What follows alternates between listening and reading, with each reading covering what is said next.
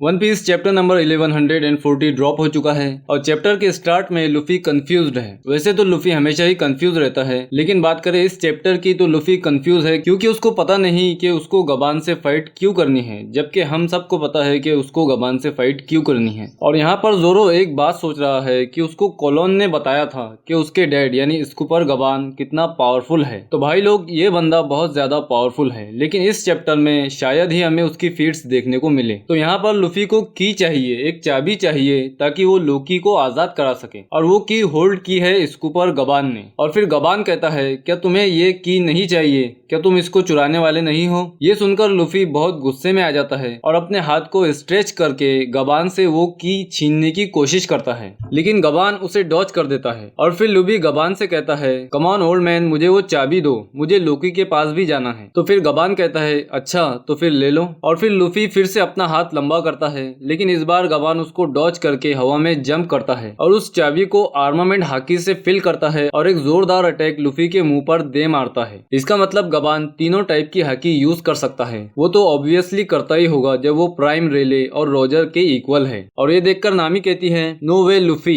और बेचारा लूफी दर्द से चिल्ला रहा है और अब लूफी को गुस्सा आ चुका है और लूफी फिर से चाबी को छीनने की कोशिश करता है, अपने हाथों को स्ट्रेच करता है, लेकिन गबान फिर से डॉच कर देता है। मतलब यहाँ पर गबान लूफी के साथ खेल रहा है और तुम गबान का फेस देख ही सकते हो, वो कितना मुस्कुरा रहा है। मतलब गबान को भी लूफी के साथ खेलने में मजा आ रहा है। और यहाँ पर गबान लूफी के स्ट्रॉ हेड की तारीफ कर रहा है और लूफी को ये सुनकर गुस्सा आ रहा है। और गबान को तो वो हेड याद ही होगी उसके कैप्टन की जो है, और ये हेड के पीछे की स्टोरी से भी गबान अच्छी तरह वाकिफ होगा। और फिर लूफी कहता है कि एक स्ट्रॉ हेड की कीमत तुम क्या जानो गबान सन, और ये हेड मेरे लिए एक ट्रेजर है और तुम वो चाबी अब मुझे दे दो। ये सुनकर गबान थोड़ा अपसेट हो जाता है और कहता है कि शैंक्स ने ये हेड तुम्हें रखने के लिए नहीं दी, तुम तो बहुत कंजूस हो यार। मतलब गबान को समझ आ गया है कि स्ट्रॉ हेड के पीछे की कहानी लूफी को पता नहीं है और अब गबान एक्शन में आ चुका है और गबान कह रहा है, चलो शुरू करते हैं। फिर गबान उस की को लूफी के मुंह में डाल देता है और लूफी का मुंह उस की के शेप जैसा हो जाता है। और यहाँ पर गबान ने अपनी कुल्हाड़ी यानी एक्सेस निकाल ली है और मामला सीरियस हो चुका है। और ये देखकर जोरो की आंखें भी टाइट हो चुकी है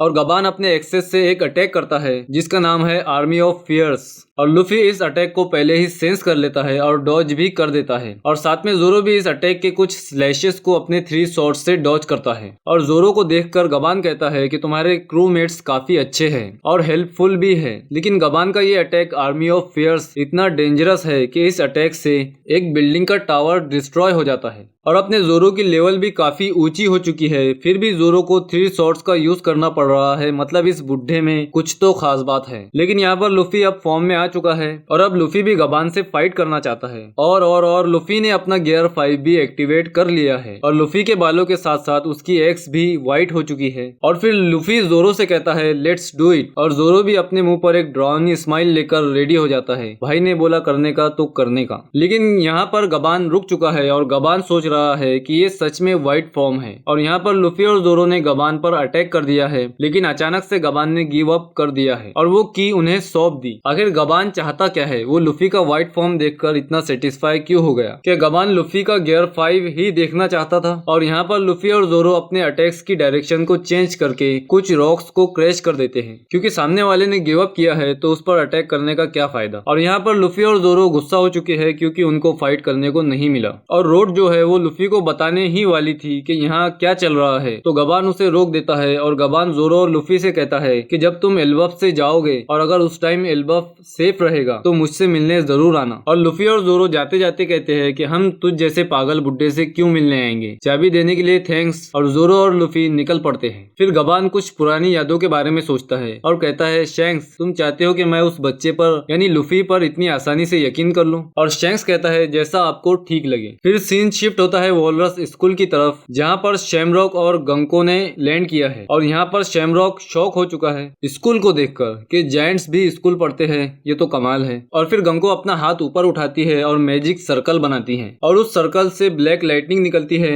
और 2 मैजिक नाइट अपीयर होते हैं। और ये लड़की गंको कोई जादू टोना करना भी जानती है। 2 मैजिक नाइट्स को समन कर लिया भाई, समनिंग जुत्सु। 2 मैजिक नाइट्स में से एक का नाम है सेंट समर्स जो कि शेपर्ड फैमिली से बिलोंग करता है और दूसरा है सेंट क्रिंगम। तो शैमरॉक उनसे पूछता है कि हमें एक ही नाइट की जरूरत थी, 2 को समन क्यों किया गया। तब एक मैजिक नाइट उससे कहता है कि होली लैंड की हालत भी बहुत खराब है, इसलिए आपको यानी शैमरॉक को वापस जाना होगा। और फिर सेंट समर्स उनसे पूछता है कि अब मुझे मिशन की इन्फॉर्मेशन दो। फिर समर्स की समझ में आता है कि वो लोग एल्बफ में है, और जैसे ही समर्स को पता चलता है कि उसे बच्चों को किडनैप करना है तो वो कहता है उन्हें किडनैप करने की क्या जरूरत है, बस उन्हें पैक करो और होली लैंड ले चलते हैं। और फिर समर्स अपना मिलिट्री यूनिफॉर्म पहन लेता है और एक स्वॉर्ड अपनी वेस्ट पर लटकाता है, और लास्ट में शैमरॉक का एविल फेस दिखाया गया है और शैमरॉक कह रहा है कि तुम अपनी पावर से इसे एक गेम बना दो। और नेक्स्ट वीक कोई ब्रेक नहीं है, तो मिलते हैं नेक्स्ट वीडियो में। सब्सक्राइब और लाइक करना मत भूलना।